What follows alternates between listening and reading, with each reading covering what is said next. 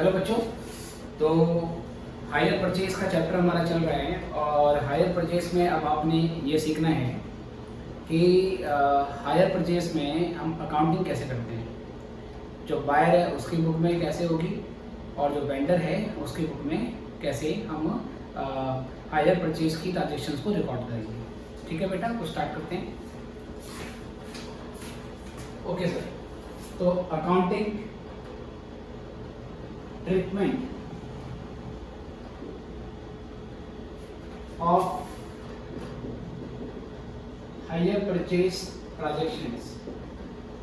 जो hire purchase की transactions हैं बेटा, उसमें हमने अकाउंटिंग ट्रीटमेंट सीखना है। तो पहले ये पता लगाना पड़ेगा कि मेथड कौन कौन से हैं। तो आपके सेम में इंटर के मॉड्यूल में दो ही मेथड डिस्कस किए गए। इसमें एक आपका जो मेथड है वो है full cash price method, full cash price method, right बच्चों। और सेकंड है बेटा आपका interest suspense method, interest suspense method, जिसमें से बेटा ये पहला वाला मेथड ही मेन है और बड़ा क्वेश्चन इसी में से आने का चांस रहता है। इंटरेस्ट सस्पेंस वाले में से छोटा मोटा 2-3 नंबर का क्वेश्चन आने का चांस रहता है। तो ये भी डिस्कस करेंगे, ये भी करेंगे। पर पहले हमने क्या सीखना है, पहले हमने फुल कैश प्राइस मेथड के बारे में बात करनी है। ठीक है सर, तो पहले बात करेंगे इसमें हम फुल कैश प्राइस मेथड के बारे में। फुल कैश प्राइस मेथड, इसमें होता क्या है बेटा? फुल कैश प्राइस मेथड में क्या होता है कि इसमें बेसिकली बात यह है कि जो हायर परचेजर है वो असेट को इमीडिएटली अपनी बुक में फुल कैश प्राइस पर रिकॉर्ड कर लेता है। ऑल्दो हायर परचेजर केवल डाउन पेमेंट करता है। सपोज अगर एक असेट उसने खरीदी जिसका कैश प्राइस 10 लाख रुपए का था, जिसका हायर परचेज प्राइस 15 लाख रुपए का था, और हायर जो बायर है बेसिकली मतलब परचेजर है, हायर परचेजर 1 लाख रुपए की डाउन पेमेंट करता है, असेट अपने पास ले आता है और प्रॉमिस करता है कि वो बाकी पैसे इंस्टॉलमेंट में इंटरेस्ट के साथ देता रहेगा, राइट। लेकिन फिर भी ऑल्दो उसने असेट के लिए केवल 1 लाख की पेमेंट करी है, लेकिन जैसे ही वो असेट को परचेज करके लाता है, डाउन पेमेंट करके अपने पास लाता है, वो इमीडिएटली 10 लाख रुपए से अपनी बुक में एंट्री बना देता है। इसलिए इसका क्या नाम है sir? Full cash price method. Okay, तो under this method, under this method hire purchaser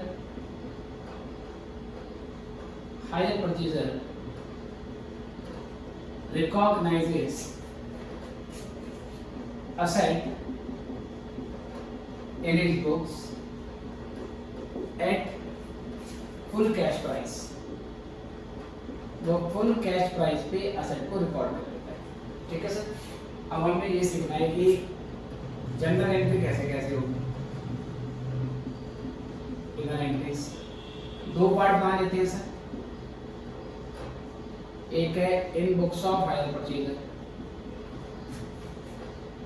hire purchaser की बुक में कैसे एंट्री होगी, और दूसरा हिस्सा बना लेते हैं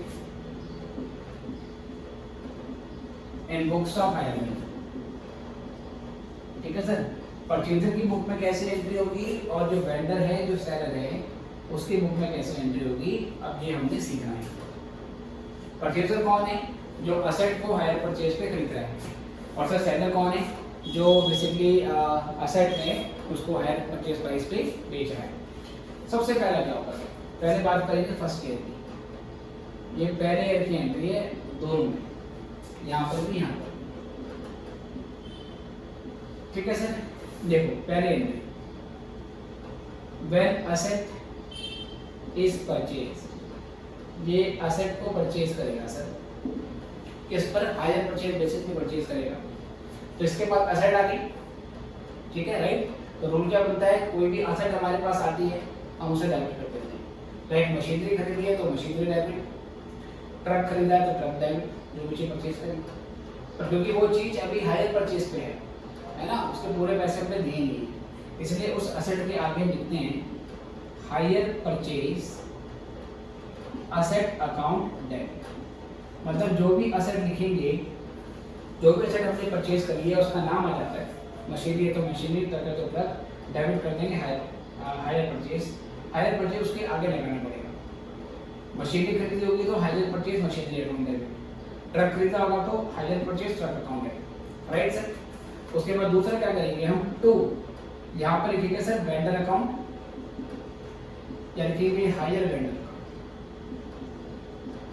और ये जो एंट्री होगी बेटा, ये एंट्री जो हमारी बनेगी वो एट फुल कैश प्राइस बनेगी। ये नरेशन नहीं है, इसको नरेशन मत समझना, ये बता रहा हूँ कि ये एंट्री फुल कैश प्राइस से बन जाएगी। उसके बाद जो हायर परचेजर है बेटा, इसके बुक में क्या एंट्री बनेगी बताऊंगा मैं, पहले मैं इसकी एंट्री कंप्लीट कर लेता हूँ। उसके बाद ये डाउन पेमेंट पे करेगा, ऑन मेकिंग डाउन पेमेंट, इसने डाउन पेमेंट करी है तो भाई हायर परचेजर के पास से कैश चला जाएगा, और हायर परचेजर की जो लायबिलिटी थी उसने लायबिलिटी रिकॉग्नाइज कर ली थी, वो लायबिलिटी हमारी कुछ कम हो जाएगी। तो एंट्री क्या बनेगी, एंट्री बनेगी hire vendor account debit to bank account, ये डाउन पेमेंट की एंट्री होगी। सर क्या पेपर में जनरल एंट्री आएगी? नहीं बेटा, जनरल एंट्री नहीं आएगी, बट क्योंकि हम आगे जाके इसका लेजर बनाएंगे, इसका अकाउंट बनाएंगे, तो वो अकाउंट समझने के लिए जनरल एंट्री होगी। उसके बाद यहाँ से बेटा तीसरा part, at end of year, year के एंड में क्या होगा, ईयर के एंड में इंटरेस्ट ड्यू हो जाएगा, जो इंस्टॉलमेंट हमने पे करनी है, क्योंकि डाउन पेमेंट तो हम अभी के पे करेंगे, और उसके बाद फर्स्ट ईयर के एंड में इंटरेस्ट ड्यू हो जाएगा। तो इंटरेस्ट ड्यू होगा तो जो परचेजर है उसके लिए एक्सपेंस है, और इंटरेस्ट ड्यू होने से हायर परचेजर की जो लायबिलिटी है वेंडर के प्रति, वो लायबिलिटी और बढ़ जाएगी। तो इंटरेस्ट अगर ड्यू होगा तो इसकी एंट्री होती है हायर चार्जेस, या आप लिख सकते हो इंटरेस्ट अकाउंट डेबिट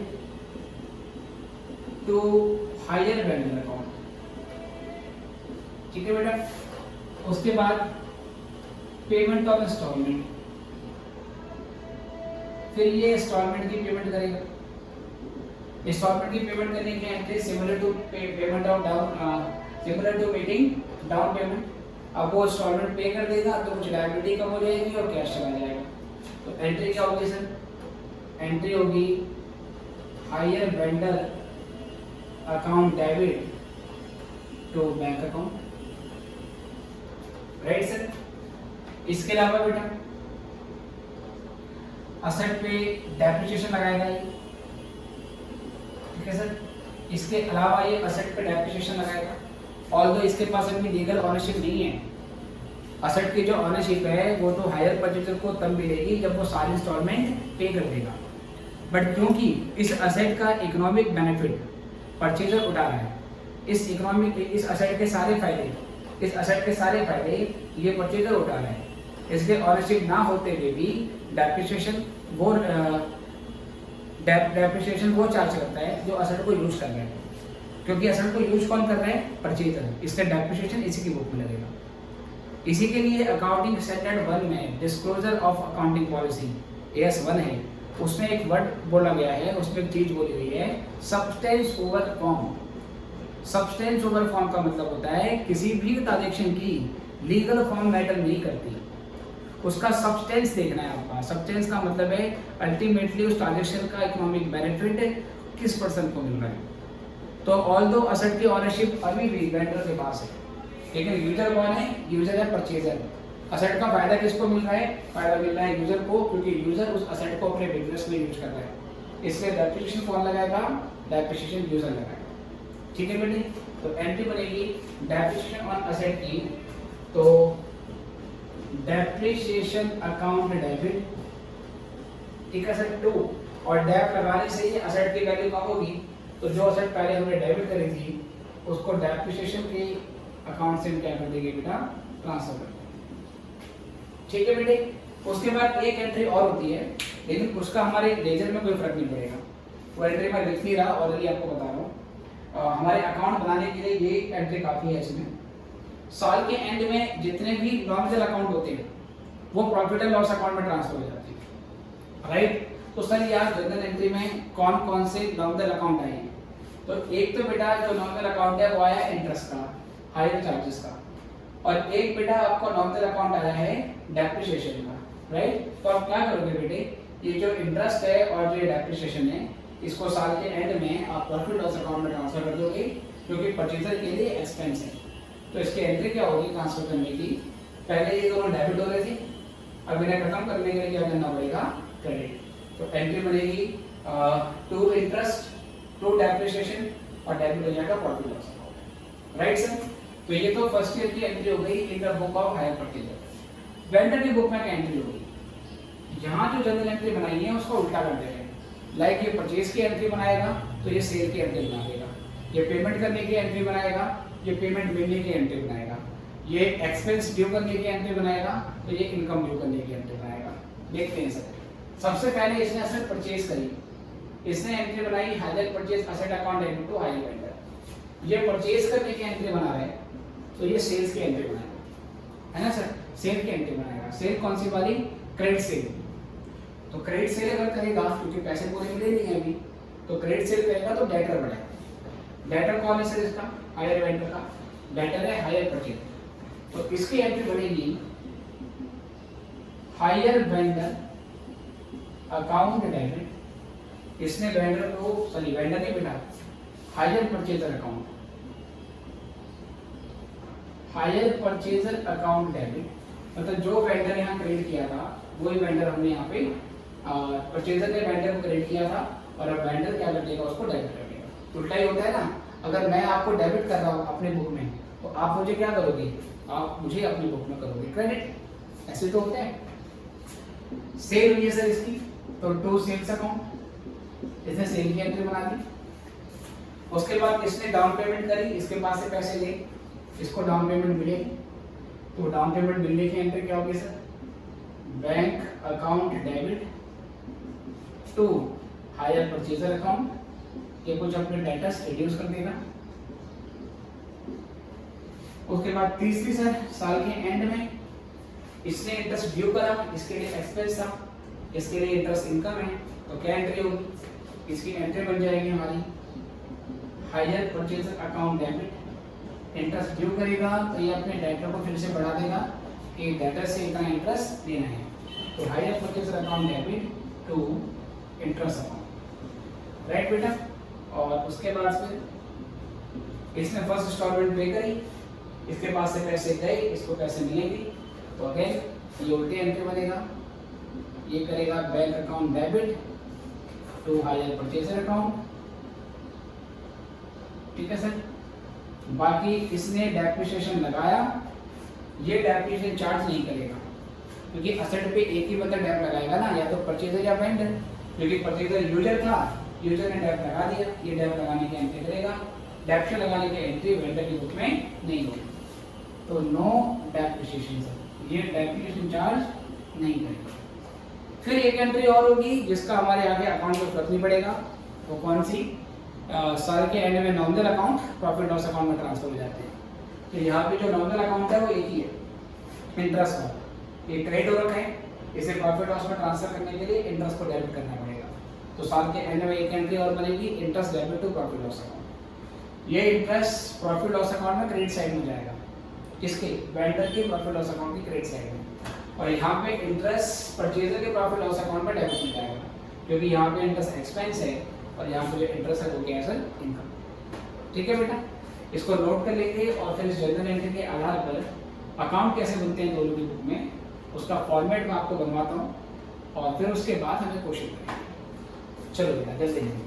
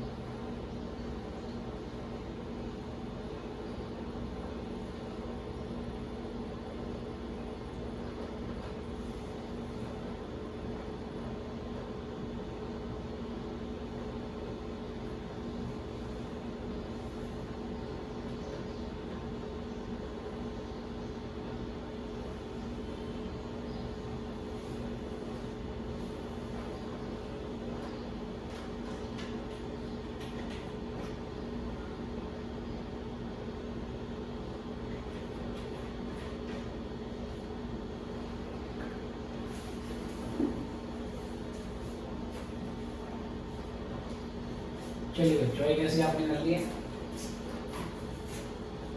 अदरवाइज आप कभी भी वीडियो को पॉज करके इसको नोट कर सकते हैं।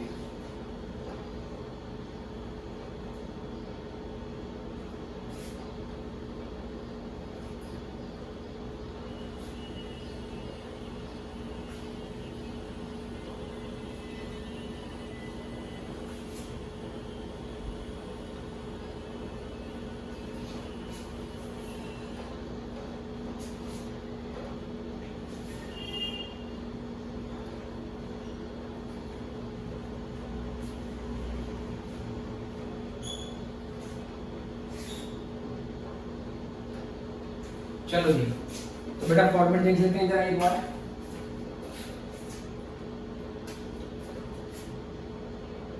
तो in books of hire purchaser, hire purchaser अपनी बुक में बेटा दो अकाउंट बनाते हैं। एक तो बनाएगा हायर परचेज असेट अकाउंट, और दूसरा बेटा लायबिलिटी के लिए बनाएगा, इसको हम हायर परचेजर अकाउंट बोलेंगे। ठीक है सर, सॉरी हायर परचेजर नहीं, हायर वेंडर अकाउंट बोलेंगे। तो परचेजर अपनी बुक में एक तो बनाएगा असेट का अकाउंट जो उसने खरीदी है, और उस असेट को लेने से जो उसकी लायबिलिटी अराइज हुई है बेटा वो यहाँ पर दिखाएगा। तो हायर परचेज असेट अकाउंट और हायर वेंडर अकाउंट। तो पहले जो हायर परचेज असेट अकाउंट है उसका क्या फॉर्मेट होता है ये हम देख लेते हैं। कुछ इस तरीके से है, डेट, पर्टिकुलर, अमाउंट, डेट और पर्टिकुलर और फिर अमाउंट। ये क्रेडिट और ये हो गया सर डेबिट। इसमें सबसे पहले बेटा फर्स्ट ईयर में यहाँ लिखेंगे टू हायर वेंडर अकाउंट। ठीक है सर, ये क्या हो जाएगी हमारे पास परचेज ऑफ असेट है, जो उसने असेट खरीदी है उसकी एंट्री यहाँ पर डालनी है, और यहाँ पर फुल कैश प्राइस का अमाउंट आएगा। ठीक है, जितने असेट खरीदी उतनी यहाँ पर डेबिट कर दी। तो ये कुछ नहीं बेटा, ये असेट अकाउंट है। जैसे आप 11th क्लास में डेप्रिसिएशन वाले चैप्टर में असेट का अकाउंट दिखाते थे, सेम वैसे करेगा। जैसे डेप्रिसिएशन वाले चैप्टर में जब आप असेट खरीदते हो तो टू बैंक अकाउंट के नाम से यहाँ पर एंट्री मारते थे, राइट। और यहाँ पे टू बैंक नहीं लिख के क्या लिखना है, हायर वेंडर अकाउंट, क्योंकि यहाँ पर असेट अभी उधार में खरीदी गई है, इसकी धीरे धीरे पेमेंट करेगी। फिर यहाँ पर क्या होगा बेटा, फर्स्ट ईयर के एंड में आप असेट के ऊपर डेप्रिसिएशन चार्ज करोगे। ठीक है, सपोज 5 लाख की असेट है, उसके ऊपर वीजा का डेप लग गया तो डेप में बढ़ा दिया, और ये करने के बाद फिर आप बैलेंस निकालोगे बाय बैलेंस शीट। और ये जो हमारा बैलेंस शीट होगा ये अगले साल के लिए बेटा सेकेंड ईयर की बिल्डिंग में तो बैलेंस बीडी हो जाएगा, और फिर से यहाँ पर आ जाएगी असेट, फिर से यहाँ पर आ जाएगी असेट, और फिर सेकेंड ईयर के एंड में आप फिर से लगाओगे डेप्रिसिएशन, और फिर से यहाँ पर आ जाएगा बैलेंस। तो बेटा ये हर बार करना पड़ेगा, हर बार ऐसे ही करने हैं। एक बार पूरा कैश प्राइस यहाँ पे डालो, फिर डेप्रिसिएशन लगाओ, बैलेंस निकालो, यहाँ बैलेंस लेके आओ, फिर डेप लगाओ, बैलेंस निकालो, यहाँ बैलेंस करके आओ। सिंपली ऐसे चलता रहेगा हर साल। ओके, तो बिल्कुल नॉर्मल सा अकाउंट है, असल एक बार डेबिट करनी है, हर साल केवल डेप लगाना है। दूसरा अकाउंट कौन सा बनेगा बेटा, हायर वेंडर अकाउंट। असेट का डेबिट बैलेंस होते हैं, इसलिए ये अकाउंट डेबिट साइड से स्टार्ट हुआ था। वेंडर जो है वो परचेजर के लिए लायबिलिटी है, क्योंकि उसने धीरे धीरे पेमेंट करनी है, तो लायबिलिटी का क्रेडिट बैलेंस होता है, इसलिए ये अकाउंट क्रेडिट साइड से स्टार्ट हुआ। तो इसका बेटा क्या बेसिकली आता है, देखेंगे ध्यान से। Date, particular, amount, date, particulars, amount, ये हो गया क्रेडिट, और ये हो गया बेटा हमारा डेबिट। ठीक है sir, date, particular amount, date, particular amount. अब वेंडर का बैलेंस वाले यहाँ पर आ जाएगा फर्स्ट ईयर का, यहाँ पे लिखेंगे by hire purchase asset account, again ये एंट्री कैश प्राइस पे बनी, ठीक है सर। ये परचेज ऑफ असेट की एंट्री, मतलब मेरा कहने का मतलब ये है प्यारे बच्चों कि जो अमाउंट यहाँ डेबिट हुई है यही अमाउंट यहाँ पे क्रेडिट साइड में आ जाती है। जैसे ही हम असेट खरीदते हैं तो वो असेट अकाउंट में डेबिट में जाती है और यहाँ पर लायबिलिटी में क्रेडिट साइड में आती है। असेट और लायबिलिटी दोनों को रिकॉग्नाइज यहाँ पर हम कर लेंगे। उसके बाद बेटा लायबिलिटी को खत्म यहाँ से करेंगे। लायबिलिटी यहाँ से इंक्रीज होती है, लायबिलिटी क्रेडिट साइड से आपकी क्रिएट होगी, इंक्रीज होगी, और लायबिलिटी को रिड्यूस करेंगे तो डेबिट साइड से होती है। और लायबिलिटी बेटा रिड्यूस कैसे होगी? इसी फर्स्ट ईयर की बिगिनिंग में बेटा हम 2 बैंक अकाउंट लिखेंगे और ये डाउन पेमेंट को पे करने की एंट्री, डाउन पेमेंट यहाँ पर आ जाएगा, डाउन पेमेंट से लायबिलिटी कट जाती है। फिर फर्स्ट ईयर के एंड में बेटा, फर्स्ट ईयर के एंड में पहली इंस्टॉलमेंट का इंटरेस्ट डे हो गया, तो बाय इंटरेस्ट अकाउंट, ये पहले इंस्टॉलमेंट का इंटरेस्ट हो गया, ठीक है सर। और फिर फर्स्ट ईयर के एंड में, फर्स्ट ईयर के एंड में ही यहाँ से पहले इंस्टॉलमेंट की पेमेंट हो जाएगी, तो ये पहले इंस्टॉलमेंट की पेमेंट कर दी डाउन पेमेंट के बाद, ये हमने पे कर दिया सर। ये इंटरेस्ट है हमारा फर्स्ट इंस्टॉलमेंट का, ओके जी। ये सब करने के बाद बेटा फिर बैलेंस निकालेंगे, और लायबिलिटी पहले साल में खत्म होगी नहीं, लायबिलिटी को खत्म करने में कई साल लगेंगे, तो अभी लायबिलिटी का क्लोजिंग बैलेंस आ जाएगा फर्स्ट ईयर के एंड में, तो बैलेंस शीट, ठीक है सर। और ये जो बैलेंस होगा ये अगले साल का बच जाएगा ओपनिंग बैलेंस, तो सेकेंड ईयर के एंड में बाय बैलेंस रीडिंग ये यहाँ पर आ जाएगा। उसके बाद बेटा फिर हम इंटरेस्ट अकाउंट लिखेंगे, ये सेकंड वाले का इंटरेस्ट आ गया, हर साल सेम चलता रहेगा सर। फिर इसकी पेमेंट कर देंगे सेकंड ईयर के एंड में, 2 बैंक अकाउंट, ठीक है सर। ये हमारी पेमेंट होगी, और ये सब करने के बाद बेटा, ये सब करने के बाद फिर बैलेंस हो जाएगा। और सर ये ऐसे ही चलता रहेगा तब तक जब तक कि सारी इंस्टॉलमेंट खत्म नहीं हो जाती।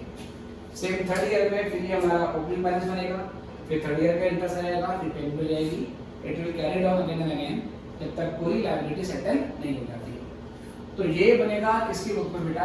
ये वेंडर की बुक में बनेगा अकाउंट, राइट। चलो यहाँ से आगे बढ़ते हैं। ये करने के बाद अब in books of hire vendor,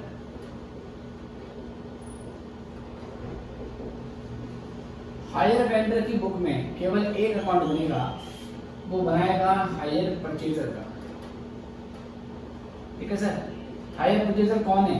ये बेटा उसका डेटर है, वेंडर के लिए कौन है? डेटर है, जिससे पैसे लेने हैं। इसका क्या फॉर्मेट होगा सर?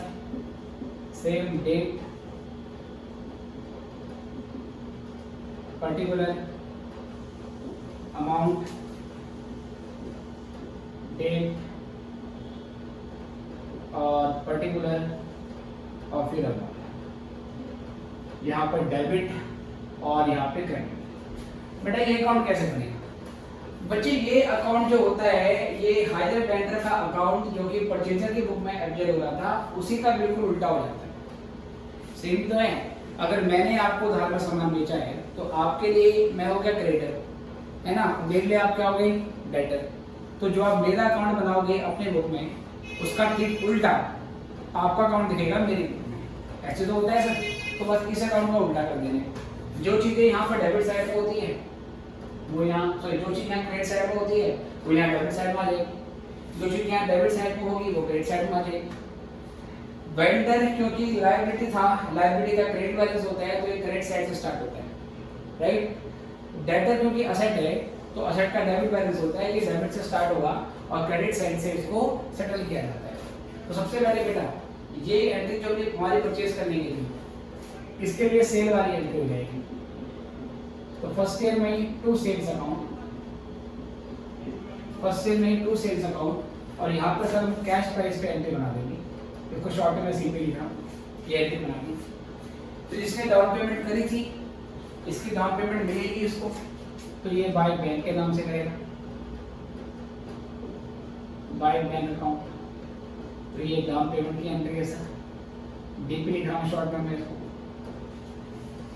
इसने इंटरेस्ट ड्यू करा, इंटरेस्ट ड्यू करने से इसकी लायबिलिटी बढ़ेगी, इसको इंटरेस्ट मिलना है तो इसकी असेट बढ़ेगी। तो ये इंटरेस्ट जो क्रेडिट साइड में था सर फर्स्ट ईयर के एंड में, वही इंटरेस्ट हम यहाँ पे ले लेंगे। तो ये पहली इंस्टॉलमेंट का इंटरेस्ट बन गया, राइट प्यारे बच्चों। और अब यहाँ से बेटा पहली इंस्टॉलमेंट की पेमेंट हो जाएगी, ये पेमेंट करेगा और उसको रिसीव मिलेगी। तो यहाँ डेबिट साइड में वो यहाँ क्रेडिट में आ रहा है, ये फर्स्ट ईयर के एंड का है। तो यहाँ पर भी first year and by bank account,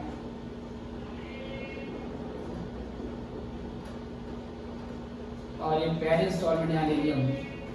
और ये करने के बाद बेटा फिर हमारा बैलेंस आ जाएगा, यहाँ पे क्रेडिट बैलेंस बचा था, यहाँ पे डेबिट बैलेंस बचेगा बाय बैलेंस शीट। ओके जी, फिर यही बैलेंस शीट क्या बन जाएगा बेटा अगले साल का ओपनिंग बैलेंस, तो यही यहाँ पे ले लेंगे second year to balance sheet.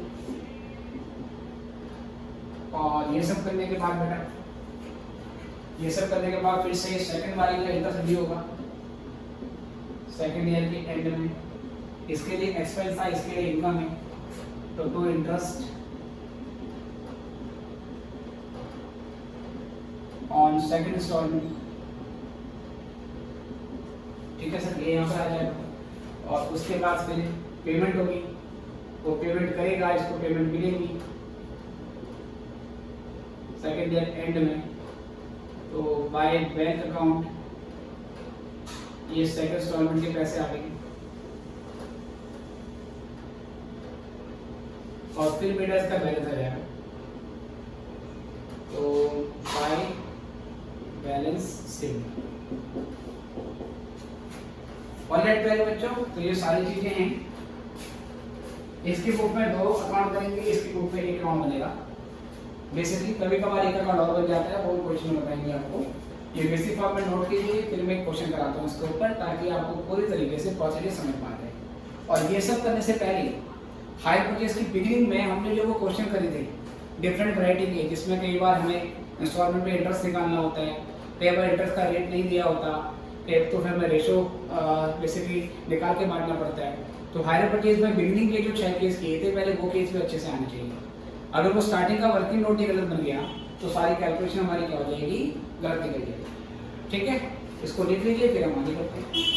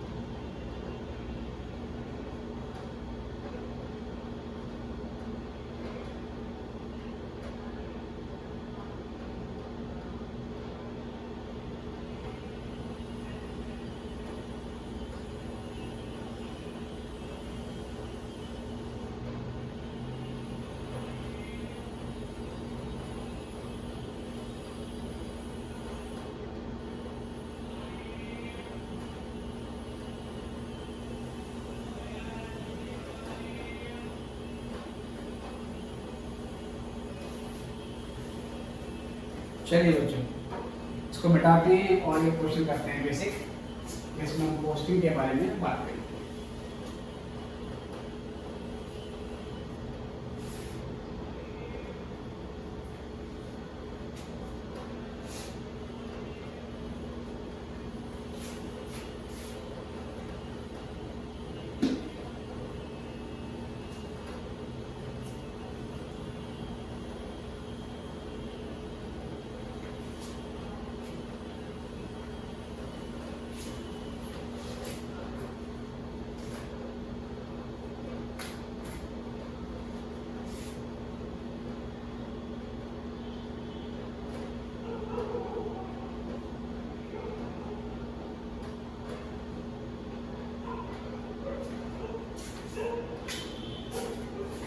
चलो जी देखिए, तो पहले बेटा क्वेश्चन लेते हैं। एग्जाम्पल एक मैं साइड में आके लिखता हूँ।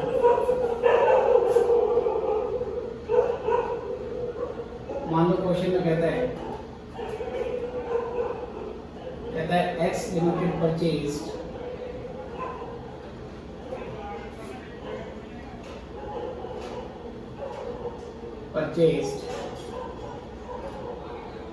three motors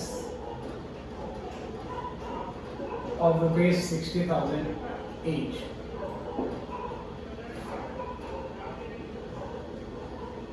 Table as follow. Sir payment हमने ऐसे करी है। कहता है डाउन पेमेंट है हमारी 30,000 की and balance in 3 installments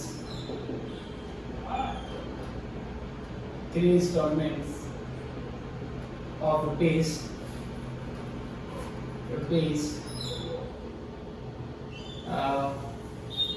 say 60,000 each। ठीक है सर। क्वेश्चन में कहता है उसके बाद इंटरेस्ट का रेट बेटा क्वेश्चन में दिया नहीं है। जब आपको इंटरेस्ट का रेट नहीं दे रखा हो तो आपको पता है कि पूरा इंटरेस्ट निकालते हो और आउटस्टैंडिंग हायर परचेज प्राइस के रेशियो में बांट देते हो, है ना। मैंने बताया था जो शुरू में 5-6 केस करे थे, उसमें कोई एक केस पहले क्वेश्चन में दिया होगा तो पहले वो केस आपको पहचानना पड़ता है, फिर उसके बाद आप उसको अकाउंट में पुट करते हो। चलिए सर, ये सब कहने के बाद वेंडर का नाम बेटा इसको दिया नहीं। क्वेश्चन में कहता है कि जो डेप्रिसिएशन है, डेप्रिसिएशन 10% पर annum है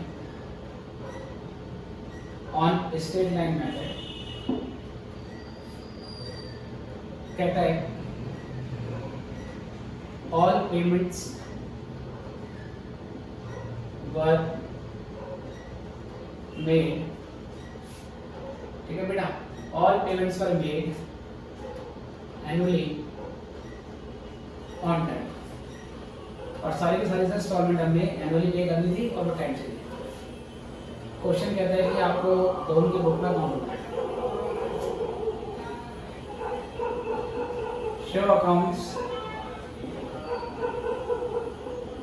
in books of both parties. आपको दोनों पार्टीज के बुक्स में अकाउंट्स बनाने हैं, ठीक है। पहले क्वेश्चन लिख लीजिए और फिर मैं इसी को आपका यहाँ पर पूरा सॉल्यूशन करूँगा, आराम से करना है।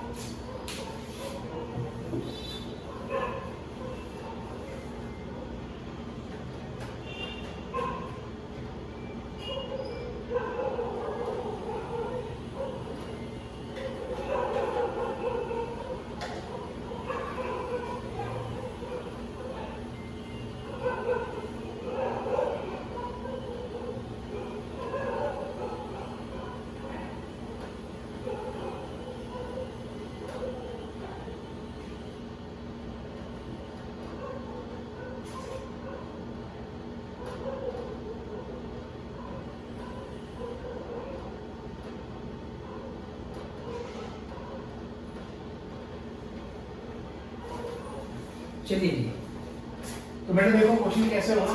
पहले आपको करना है वर्किंग नोट, तो सारा वर्किंग नोट या तो क्वेश्चन के शुरू में बना लेंगे या आपको वर्किंग नोट बेटा क्वेश्चन के एंड में बनाना है। तो फिलहाल मैं यहाँ पे वर्किंग नोट बना रहा हूँ क्वेश्चन की डिग्री में अकाउंटिंग करने से पहले। तो बेटा जो कैश प्राइस है वो कितना है, ध्यान से देखना है। तो 60,000 की एक मोटर है और 3 खरीदी है इसने, तो कैश प्राइस हो गया 1,80,000। जो डाउन पेमेंट है बेटा वो 30,000 की है टोटल, 30,000 ईच ही हो रहा हो, और इंस्टॉलमेंट इसमें ऐड कर लो। इंस्टॉलमेंट 30,000 है, उसको सॉरी 60,000 की इंस्टॉलमेंट है, और 60,000 की हमारी जो इंस्टॉलमेंट है उसको हमें 3 बार पे करना है। तो 60 के 3 से ऐड कर लो तो ये 1,80,000 आ जाएगा, 1,80,000, ठीक है सर। ये करने के बाद हमारा जो टोटल है वो आ जाएगा 2,10,000। ये टोटल बेटा हमारा कैश प्राइस से ज़्यादा आ रहा है ना सर। 180 से 210 हो गया, ये हमारा ज़्यादा है क्योंकि हमारा टोटल कैश प्राइस से ज़्यादा आ गया। इसका मतलब इंस्टॉलमेंट में इंटरेस्ट भी इंक्लूड है और ये हमारा हायर परचेज प्राइस बन जाता है। ओके सर, अब यहाँ से टोटल इंटरेस्ट निकालेंगे जो कि higher purchase price minus cash price होगा। जो हायर परचेज प्राइस है बेटा वो 2,10,000 है, कैश प्राइस 1,80,000 है, तो 30,000 का इंटरेस्ट आ गया हमारा। इंटरेस्ट का रेट क्वेश्चन में गिवन नहीं है। अगर इंटरेस्ट का रेट क्वेश्चन में नहीं गिवन होगा तो उस सिचुएशन में फिर आप टोटल इंटरेस्ट को आउटस्टैंडिंग हायर परचेज प्राइस के रेशियो में बांटते हो, है ना। ये पता है आपको, ये मैंने प्रीवियस क्लासेस में आपको बताया। तो यहाँ से क्या करेंगे सर, हम पहले हायर परचेज प्राइस देख लो कितना है सर। हायर परचेज प्राइस है 2,10,000, लेस करेंगे इसमें डाउन पेमेंट जो कि 30,000 की थी, तो 280 हो गया। तो ये हो गया outstanding hire purchase price at beginning of first year. ये फर्स्ट ईयर के एंड का आउटस्टैंडिंग हायर परचेज प्राइस आ गया 2,80,000 है ना। ये 280 लिख देता हूँ उसको मैं ठीक से। चलो फिर यहाँ से मैं लेस करूंगा बेटा पहले इंस्टॉलमेंट, फर्स्ट इंस्टॉलमेंट सर। अब पहले इंस्टॉलमेंट बेटा 60,000 की, तो ये आया 2,20,000, ठीक है सर। और एक बेटा 2 में 30 जाएगा तो 180 आएगा ना। हाँ जी, 180 में से 60 माइनस करोगे तो ये 120 आ जाएगा। फिर ये करने के बाद आपका आ जाएगा यहाँ से ये outstanding hire purchase price at beginning of second year, at beginning of second year. चलो इसके बाद बेटा फिर हम सेकंड इंस्टॉलमेंट को माइनस करेंगे और सेकंड इंस्टॉलमेंट बेटा हमारी जो आई है वो आप कैसे करोगे, अगेन 60 माइनस करोगे तो ये फिर 60 बचेगा। ये हो जाएगा outstanding hire purchase price at beginning of third year. ये सारे इंस्टॉलमेंट आपको एनुअली पे करनी है बेटा और लेस कर देंगे इसमें से फिर हम तीसरी इंस्टॉलमेंट। तो सर ये 60,000 और फिर ये हो गया, ठीक है सर। ये करने के बाद बेटा फिर आप रेशो निकालोगे, है ना सर। रेशो बेटा किस किस का निकलेगा, रेशो निकलेगा हर साल के बिगिनिंग में जो आउटस्टैंडिंग हायर परचेज प्राइस था उसका। तो रेशो निकालोगे 180 का, रेशो निकालोगे 120 का और रेशो निकालोगे 60,000 का सर। इन तीनों का रेशो निकालोगे तो यहाँ से आपका जो रेशो आएगा,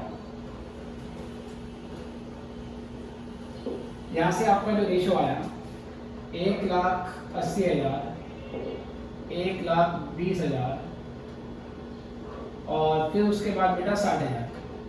इनका रेशो निकालोगे तो ये 3:2 रेशो बना गया, है ना। Ratio of outstanding hire purchase price in the beginning of each year, तो ये 3:2 बना गया। अब यहाँ से इंटरेस्ट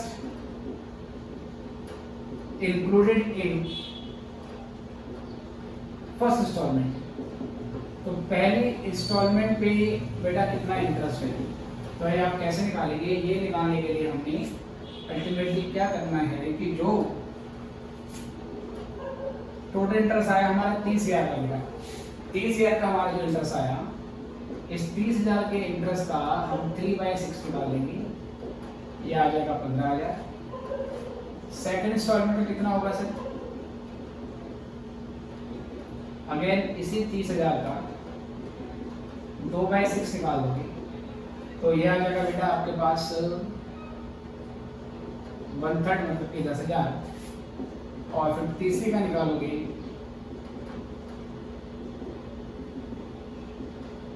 30,000 का 1/6 तो ये हो जाएगा 5,000, ठीक है बेटे। तो पहले हमने वर्किंग कर देनी है, इसको आराम से नोट करेंगे और फिर इसके बाद मैं दोनों की बुक में इसकी पोस्टिंग करके दिखाऊंगा। फटाफट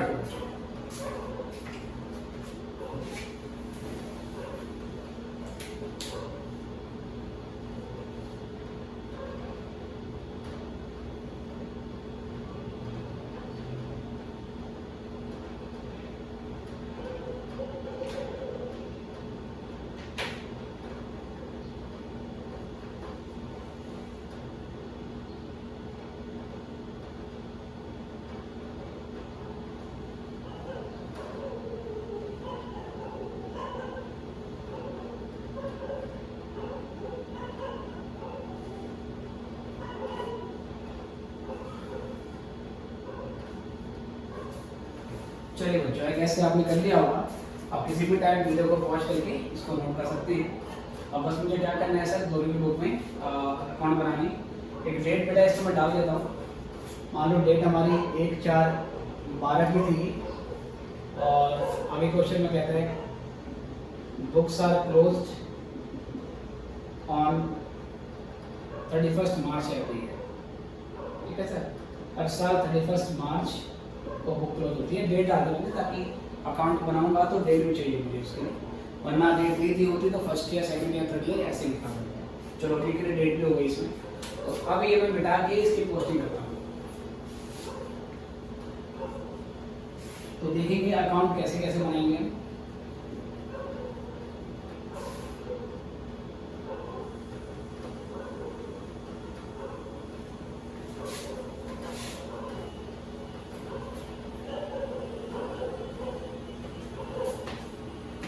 चलिए सर, अब यहाँ से आगे बढ़ेंगे।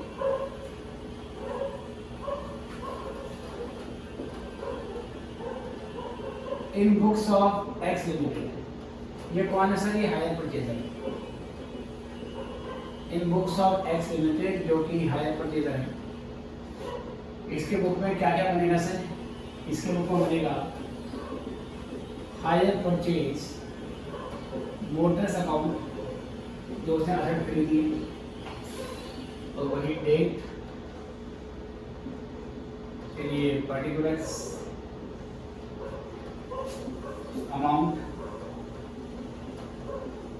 डेट और पर्टिकुलर्स और फिर अमाउंट। ये हो गया क्रेडिट और ये हो गया डेबिट। ठीक है बेटा, चलो जी। और दूसरा अकाउंट क्या बनेगा सर? दूसरा जो अकाउंट बनेगा इसमें, दूसरा अकाउंट इसमें बनेगा आपका हायर वेंडर अकाउंट, क्योंकि वेंडर का नाम दिया नहीं है तो हायर वेंडर लिख लेते हैं। Date, particulars, amount, date, particulars, amount. चलिए यहाँ पर क्रेडिट और फिर यहाँ पर डेबिट। ठीक है सर, ये दो अकाउंट हमने यहाँ पर बना दिए।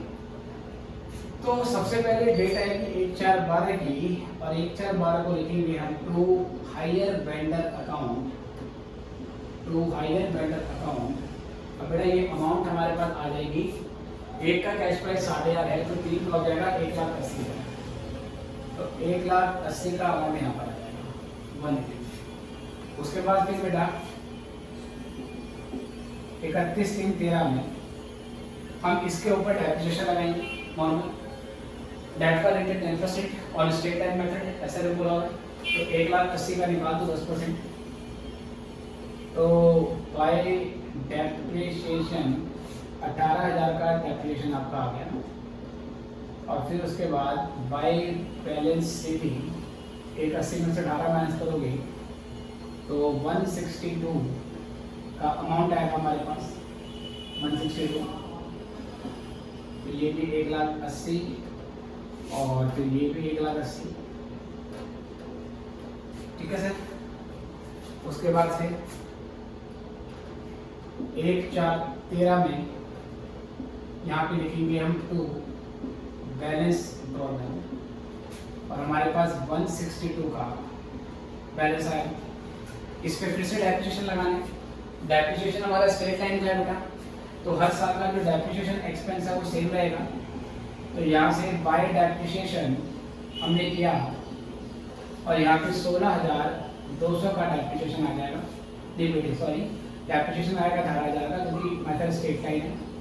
और फिर ये करने के बाद by balance CD, by balance CD हम निकालेंगे और 1,80,000 में से इसी 1,62,000 में से इम्पैक्ट माइनस करेंगे 18,000, तो ये 144 आ जाएगा और टोटल हमारा 162 ही रहेगा, टोटल 162 ही रहेगा। ठीक है जी। और फिर यहाँ से बेटा 31/3/15 में तो बैलेंस BD 144, तो बैलेंस BD 144 आ गया। ये ओपनिंग बैलेंस बनेगा हमारा 1/4/14 का, 1/4/14 की डेट आएगी यहाँ पे, और इसके बाद 31/3/15 में बेटा आप फिर से डेप्रिसिएशन लगाओगे तो गैप आएगा 18,000 का, और फिर से यहाँ बैलेंस आ जाएगा बाय बैलेंस CD, और 144 में से माइनस कर दोगे 18,000, तो ये 1,26,000 की अमाउंट आ जाएगी। और ये करने के बाद फिर ये भी 144, और ये करने के बाद फिर ये भी 140, तो ये आ गया हमारे पास। ठीक है सर। और इसके बाद क्या करना है बेटा, इसके बाद फिर ये हमारा 3 साल के लिए बन गया, खत्म हो गया, क्योंकि 3 साल के लिए पेमेंट करनी थी, तो जितने साल तक इंस्टॉलमेंट जाएगी उतने साल तक का आपको बना देना है। अब बनेंगे vendor account. Asset hire purchaser motor asset थी तो डेबिट से स्टार्ट हो रहा था, खत्म क्रेडिट से किया जा रहा था। वेंडर क्योंकि मेरी लाइबिलिटी है तो ये स्टार्ट में क्रेडिट साइड से, पहले 1/4/12 में by hire purchase motors account, और यहाँ पर 1,80,000 का अमाउंट आ जाएगा, 1,80,000 का अमाउंट जो यहाँ डेबिट में होता है बेटा वही यहाँ पे क्रेडिट में होता है। फिर इसी डेट पर क्या है बच्चों, डाउन पेमेंट हो गई थी टू बैंक अकाउंट, तो 30,000 की डाउन पेमेंट है वो हमने यहाँ पे कर दी। उसके बाद साल के एंड में 31/3/13 को सबसे पहले इंटरेस्ट लगेगा। ठीक है सर, इंटरेस्ट लगेगा तो लायबिलिटी फिर से अराइव करेगी, लायबिलिटी कुछ बढ़ेगी हमारी, तो बाय इंटरेस्ट अकाउंट, तो पहली इंस्टॉलमेंट का जो इंटरेस्ट हमने निकाला है वो 15,000 रुपये निकाला है, जो अभी वर्किंग नोट में किया। अब यहाँ से हम क्या करेंगे बेटा, यहाँ से हम पहली इंस्टॉलमेंट पे कर देंगे। पहली इंस्टॉलमेंट 60,000 की गई है, तो क्या बैलेंस आया, 180 में 15 जोड़ दो 195, और 195 में से अगर आप 90 माइनस करते हो, ये 90 हो गया तो 1,05,000 का बैलेंस आ जाएगा। टू बैलेंस CD ये आ गया 1,05,000, टोटल 195 हो गया। अब सर ये यहाँ पर है 1/4/14 में बाय बैलेंस ब्रॉट डाउन, ये हमारा आ जाएगा 1,05,000 का बैलेंस। ठीक है सर, 1/4/14 को हमारा 5,000 का बैलेंस आ गया, और फिर उसके बाद 31/3/15 को बाय इंटरेस्ट, और इंटरेस्ट जो है बेटा वो 10,000 है, और उसके बाद फिर 31/3/15 में ये सेकंड वाले का इंटरेस्ट है, आप पे कर दोगे सेकंड इंस्टॉलमेंट। ठीक है सर, लायबिलिटी वहाँ से इंक्रीज होगी, यहाँ से खत्म होगी, फिर से 60,000 आपने पे कर दिया, 1,05,000 और 10 हो गया आपका 1,15,000, और 1,15,000 में से अगर हम 60,000 माइनस करते हैं तो बेटा बचेगा 55,000, तो टू बैलेंस CD 55,000 आ जाएगा। टोटल अमाउंट आपका 1,15,000 हो गया, और ये भी 1,15,000 ही हो गया। फिर उसके बाद 1/4/15 को, ठीक है सर, 1/4/15 को डेट से डाल दें, 12 से 13 में खत्म हुआ। अच्छा बेटा यहाँ पर 1/4/13 आएगी, थोड़ा डेट का ध्यान रखना बेटा, ये मार्च के बाद तो वही आएगा ना, अप्रैल आएगा, साल में रहेगा, और ये 14 में खत्म होगा। फिर डेट का ध्यान रखना बेटा, ये 14, और फिर ये भी 14, फिर ये उसके बाद 31/14 को चालू होगा। ठीक है, तो कुछ एक तरह से 14 को खत्म होगा, और यहाँ पर बाय बैलेंस BD आ जाएगा हमारा, जो कि है 55 का, और फिर आप इंटरेस्ट निकालोगे इसमें, बाय इंटरेस्ट अकाउंट, तो इंटरेस्ट हमारा आया 5,000, और फिर उसके बाद बेटा फाइनल पेमेंट 60,000, और 60,000 पे करते ही ये दोनों अकाउंट बराबर हो जाएंगे, इसका टोटल भी 60,000 आ गया, और इसका टोटल भी 60,000 आ गया। ठीक है सर, तो ये लायबिलिटी का अकाउंट भी खत्म हो गया। अब जैसे हमने वेंडर की बुक में ये दो अकाउंट बनाएंगे। अगर मैं यहाँ आपको बताऊँ इन बुक्स ऑफ, ये से बेटा in books of hire purchaser, right. Purchaser की बुक में दो अकाउंट हमने बनानी है। अब वेंडर की बुक में आ जाएंगे in books of hire vendor, in books of hire vendor. Sir hire vendor की बुक में क्या होगा, इसमें केवल एक अकाउंट बनेगा, कौन सा, हायर परचेजर अकाउंट। और जैसे मैंने बताया था कि ये अकाउंट इस अकाउंट का बिल्कुल उल्टा हो जाता है। तो चलिए इसकी भी पोस्टिंग करना स्टार्ट कर देते हैं। Let me check the frame of camera, ये कवर है या नहीं। ओके सर, तो ये कवर है, बिल्कुल इतना ही कवर है। डेट और फिर यहाँ से पर्टिकुलर,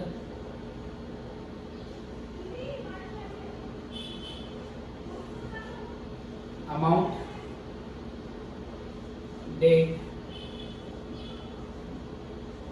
पर्टिकुलर अमाउंट। चलिए क्रेडिट डेबिट, पर जो वहाँ क्रेडिट साइड में या डेबिट बना दो। तो 1/4/12 को ये लिखेगा टू सेल्स अकाउंट। अमाउंट आ जाएगी 1,80,000 की, और 1/4/12 को ही डाउन पेमेंट जाएगी बाय बैंक अकाउंट, जो यहाँ डेबिट में थी या क्रेडिट में आ गई 30,000। उसके बाद साल के एंड में बच्चों 31/3/13 में पहले इंस्टॉलमेंट का इंटरेस्ट आ जाएगा, जो कि था 15,000, ठीक है सर। और फिर 31/3/13 को बाय बैंक अकाउंट, और जो पहली बारी का जाएगा बेटा, हाँ सॉरी, पहली इंस्टॉलमेंट जाएगी 7,000 की, और फिर यहाँ पर by balance seeding first year का बैलेंस आ जाएगा 1,05,000। टोटल कितना आ जाएगा सर, टोटल 195 सेम। बस हम क्या कर रहे हैं, आई होप आपको ये समझ में आ रहा है। यहाँ से बेटा जो हमारा डेबिट में था, क्रेडिट में था, वो यहाँ डेबिट में आ गया, और जो यहाँ डेबिट में था वो यहाँ क्रेडिट में आ रहा, कुछ नहीं हुआ। अब ये बन जाएगा अगले साल का ओपनिंग बैलेंस। तो 1/4/13 में टू बैलेंस बीडी, और ये आ गया 1,05,000। और उसके बाद फिर बेटा 31/3/14 में, या उससे पहले 31/3/14 में पहले इंटरेस्ट ड्यू होगा। सेकंड बारी का इंटरेस्ट है 10,000। फिर सर यहाँ से पैसा आएगा बाय बैंक, ये मेरी सेकंड इंस्टॉलमेंट जो कि 60,000 की है, ठीक है। उसके बाद फिर 31/3/14 को बाय बैलेंस तो यहाँ से बेटा बैलेंस निकालेंगे, और बैलेंस हमारा जो आएगा सेकेंड ईयर का वो आ जाएगा 55,000। 55 का बैलेंस आ गया, राइट बच्चों। तो टोटल हो गया हमारा 1,15,000, और ये भी हो गया है 1,15,000। इसके बाद फिर 1/4/14 में आ जाएगी। 1/4/14 में फिर से यहाँ से बैलेंस निकालेंगे, बैलेंस आएगा 55,000, राइट सर। और जो ये 55 का बैलेंस है उसके बाद इसका इंटरेस्ट लगेगा साल के एंड में, which is 31 March 15 to interest account. तो इंटरेस्ट बेटा हमारे पास आ जाएंगे कितने, फाइनल इंटरेस्ट है 5,000 का, और फिर उसके बाद 31/3/15 में फाइनल इंस्टॉलमेंट मिलेगी बाय बैंक अकाउंट 60,000। तो ये भी हो गया बेटा आपका 60, और ये भी हो गया बेटा आपका 60, ठीक है बेटे। तो ये दो अकाउंट परचेजर की बुक में है, और एक अकाउंट वेंडर की बुक में। ये दोनों अकाउंट एक दूसरे का बिल्कुल उल्टा हो जाते हैं। ये वो वाला केस है जब हायर परचेज की सभी इंस्टॉलमेंट की पेमेंट हो जाती है। कभी कभार ऐसा होता है बेटा कि डिफॉल्ट हो जाता है, राइट। डिफॉल्ट होने का मतलब है कि जो बायर है, परचेजर है, वो कुछ पेमेंट तो कर देता है, और कुछ पेमेंट पे वो डिफॉल्ट कर देता है। तो डिफॉल्ट वाले केस में क्या होगा उसके लिए हम आपको नेक्स्ट लेक्चर में बताएंगे। अभी के लिए इतना ही बेटा, फिर मिलते हैं आपसे अगले लेक्चर में। गुड बाय बच्चों।